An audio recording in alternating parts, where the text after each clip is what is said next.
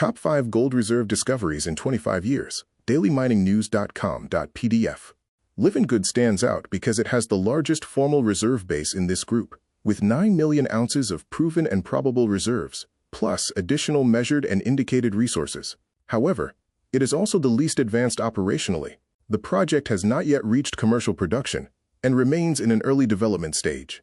Its biggest challenge is capital intensity, with a projected build cost of roughly $1.93 billion. That makes financing and permitting the main gating factors. So while Livengood looks impressive on paper from a resource perspective, its path to value realization is slower and riskier than the operating mines in this presentation. By 2030, the most realistic expectation is that it may still be in pre-build or early development unless those bottlenecks are resolved. Cote Gold is one of the clearest examples of a discovery that has transitioned successfully into a producing asset. The project is owned by IAMGOLD and Sumitomo, and the reserve and resource base is supported by the combined Cote and Gosselin system. Operationally, this mine has already reached a strong milestone. Production in 2025 was nearly 400,000 ounces, and management has indicated that ramp-up is largely complete, with nameplate throughput achieved ahead of schedule. That matters because it reduces execution risk significantly. Looking toward 2030, Cote appears likely to remain a long-life cornerstone asset, with production above 400,000 ounces annually, and additional upside if the Gosselin zone is further integrated into future mine planning. Hemi is the most important, undeveloped growth story in this group. It is fully owned by Northern Star and is widely viewed as one of Australia's most significant new gold discoveries in recent years. The project has a reserve base of about 6 million ounces and a total resource of more than 11 million ounces, which gives it both scale and optionality. Unlike Cote or Fruta del Norte, Hemi is still in the development phase, with first production targeted from the second half of 2026 under the current project plan. If development proceeds as expected, Hemi could be in full production by 2030, with annual output around 530,000 ounces.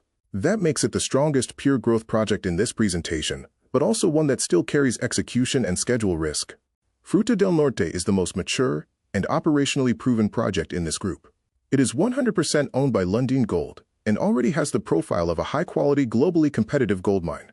The reserve base is strong at roughly 5.845 million ounces, and recent production reached about 498,000 ounces in 2025, which was in line with guidance. What makes this asset especially attractive is that its near-term outlook is already visible. The company's published outlook for 2026 to 2028 suggests annual production in the range of 475,000 to 525,000 ounces. That gives Fruta del Norte the strongest combination of scale, reliability, and operating clarity in the deck. By 2030, continued strong production is likely, with additional upside from FD&S and expansion initiatives. Fekola is an operating asset today, but the more important story is that it is entering a transformation phase. The complex is operated by B2 Gold, with a minority government stake, and it currently reports a combined reserve base of about 3.39 million ounces.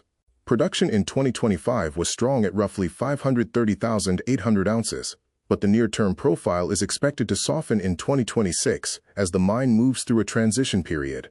That is why this project should be viewed less as a stable, mature producer and more as a platform being repositioned for its next phase. The 2030 outlook depends on successful progress in regional expansion and underground development. If those initiatives advance well, production could rebound meaningfully by the end of the decade. The main conclusion from this comparison is that these 5 assets sit at very different points on the maturity curve. Fruta del Norte and Cote Gold are the most advanced and commercially de-risked. Hemi offers the most compelling 2030 growth profile among the non-producing projects. Livengood has significant reserve scale, but its investment case is held back by development complexity and capital requirements. Fekola is different again, because it is already producing but undergoing strategic operational change that could reshape its long-term value. So the practical takeaway is that reserve size should be assessed together with execution readiness, production visibility, and capital intensity. My recommendation would be to prioritize deeper feasibility and strategic review work on the assets that best match the intended risk-return profile.